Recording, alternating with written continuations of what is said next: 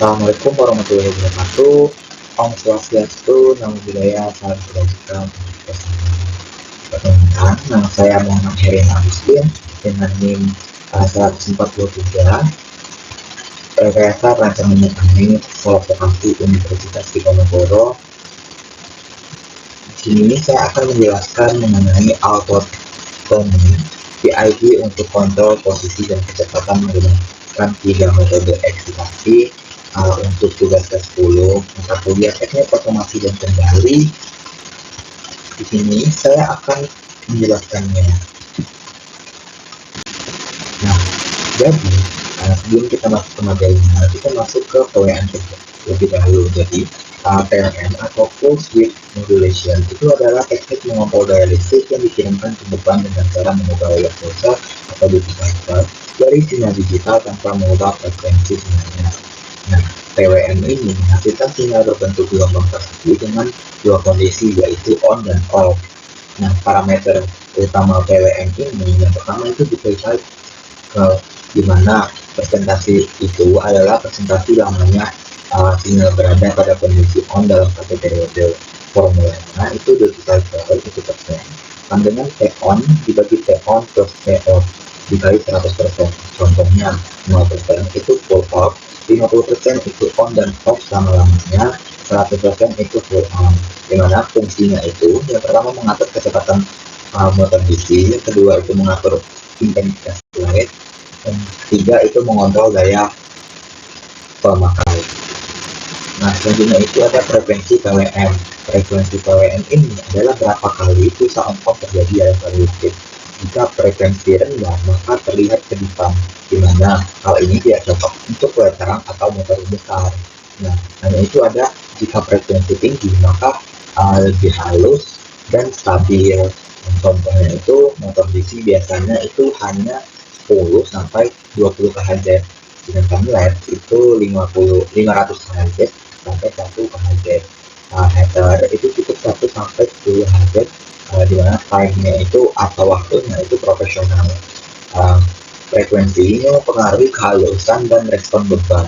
Jadi dapat kita lihat kalau motor DC itu lebih tinggi KHZ-nya gitu, dimana 10 sampai 20 KHZ. Dimana untuk header sendiri itu bisa dinilai kecil banget, yaitu 1 sampai 10 teman-teman. Nah, dari hal tersebut, apa sih keuntungan dari PWM ini? Jadi keuntungan PWM ini ada 4, dimana yang pertama itu hemat energi, yang kedua tidak menghasilkan panas berlebih, yang ketiga akurat dan responsif, terus mudah diimplementasikan pada tingkat digital. Nah, di sini ada tingkat persenan duty cycle. Yang pertama itu 50%. Dapat kita lihat bahwa tabel blok-bloknya itu ada 3, di mana itu sama ratanya dan berukuran sedang. 75% itu sedikit lebih besar daripada 50%, di mana sama rata juga. Selanjutnya itu ada 25%, di mana 25% ini lebih kecil daripada duty cycle sebelumnya. Gitu. Nah, bagaimana sih pengertian mengenai encoder 2 pin itu? Jadi encoder 2 pin itu adalah pelanggan handphone yang digunakan untuk mendeteksi putaran, kecepatan, dan arah dari sebuah board atau motor disebut 2 pin karena memiliki 2 output sinyal, yaitu channel A dan channel B. Nah, 2 sinyal ini berbentuk pulsa digital on-off, dan keduanya itu memiliki pola yang hampir sama tetapi berbeda fase. Cara kerja encoder 2 pin itu saat encoder berputar, channel A itu menghasilkan sinyal pulsa, channel B juga menghasilkan sinyal pulsa, tetapi muncul sedikit lambat atau lebih cepat daripada channel B, channel A. Nah, perbedaan antara fase antara A dan B itu digunakan untuk menentukan yang pertama banyak putaran yang terjadi, yang kedua itu seberapa cepat pulsa berputar dan arah putaran maju atau mundur. Nah, bagaimana menentukan arah dari encoder 2 pin ini? Yaitu jika kuncinya channel A naik lebih dulu daripada channel B, maka putaran searah arus jam. Jika channel B naik lebih dulu daripada channel A, maka putaran berlawanan arus jam. Nah, inilah alasan encoder 2 pin ini disebut juga quadrature encoder, karena 2 sinyal berbeda dari posisi 90 derajat secara elektronika. Nah, contoh penggunaan encoder 2 pin itu, encoder jenis ini banyak digunakan dalam motor besi robot, motor printer, mesin CNC, sistem controller, pengungkapannya kayak atau wortel, atau tarik knop pada alat.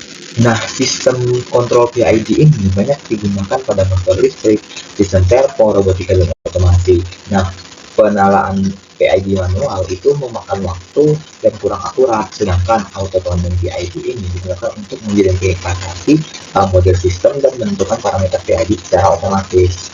Nah, auto-tuning PID ini adalah proses yang memberikan sinyal ekspektasi ke sistem, mengamati respon sistem, dan menghitung parameter, di mana parameternya itu ada KP, KI, dan KD.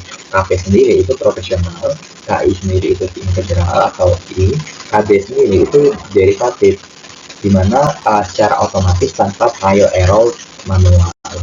Nah, di mana ada 3 metode auto-tuning.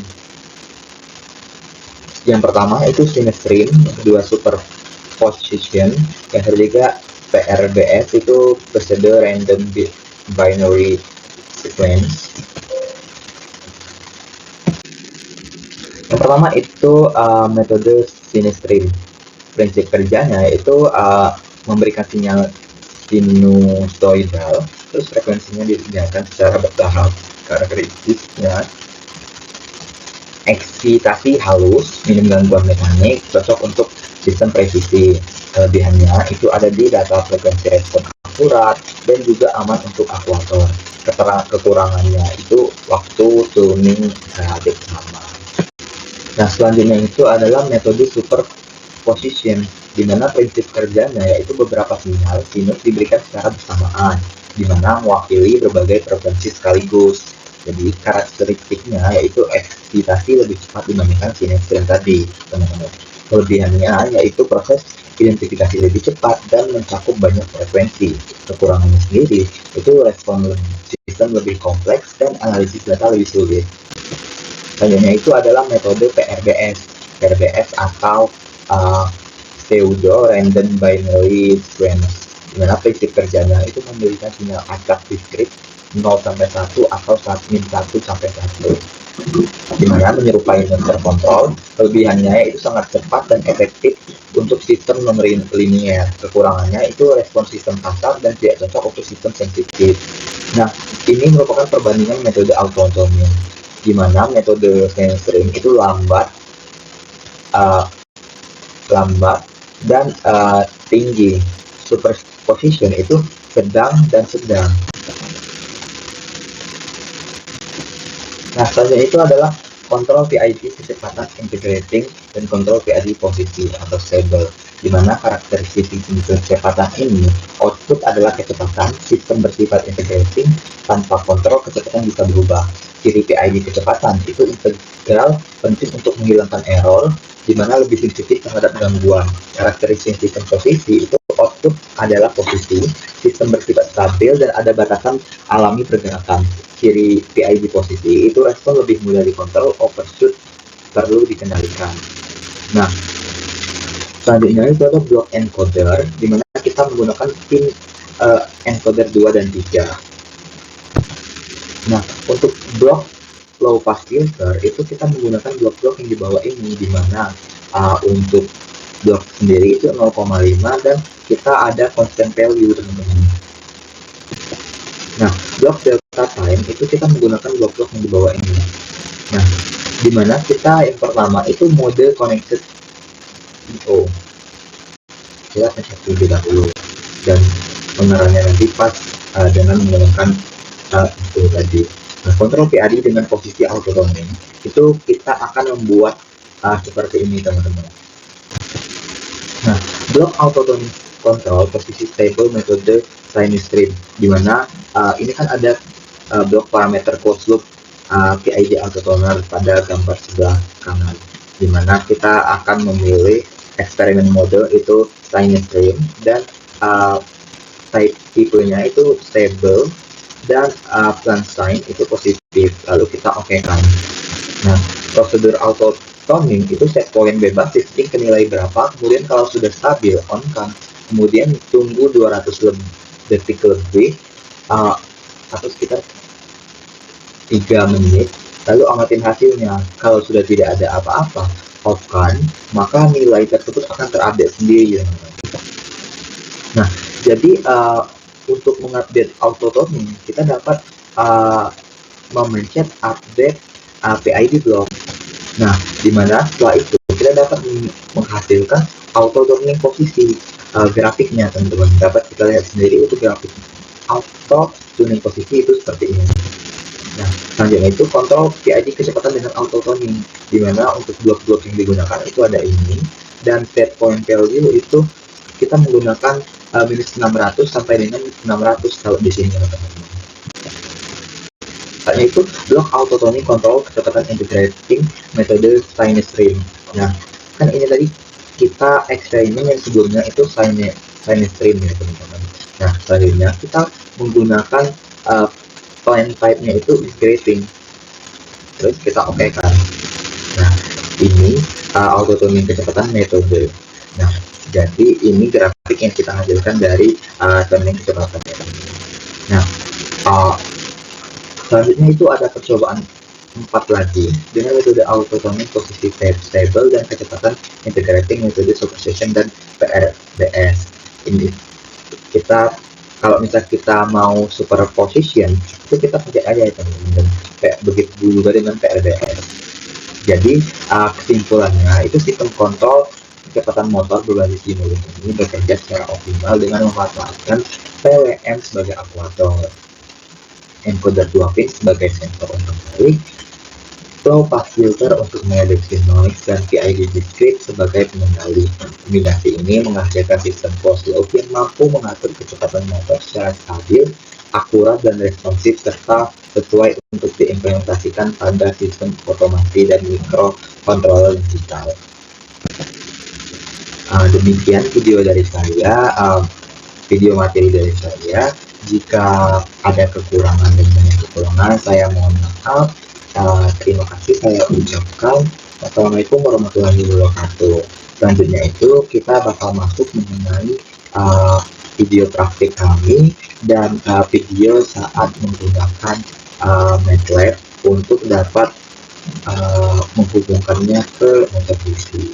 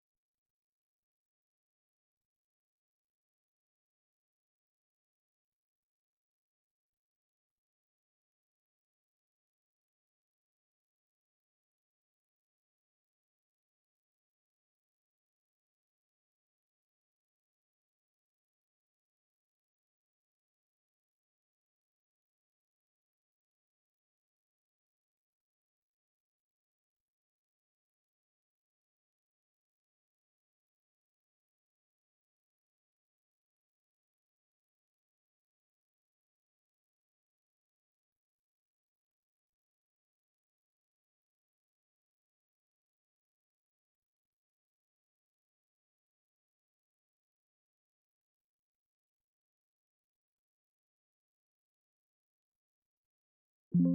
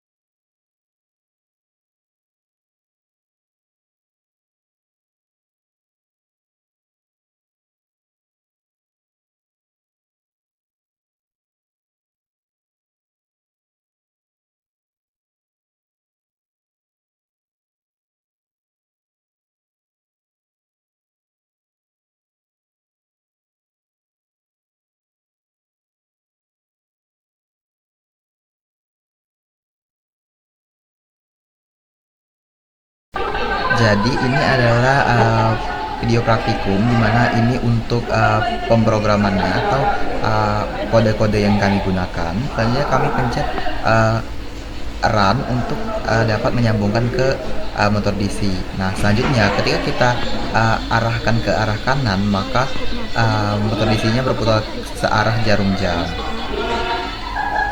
Nah, ini untuk grafiknya, di mana grafiknya itu naik ke atas ketika arahnya itu ke kanan. Dan itu arahkan ke kiri, di mana dia berlawanan dengan jarum jam, dan juga grafiknya itu akan turun.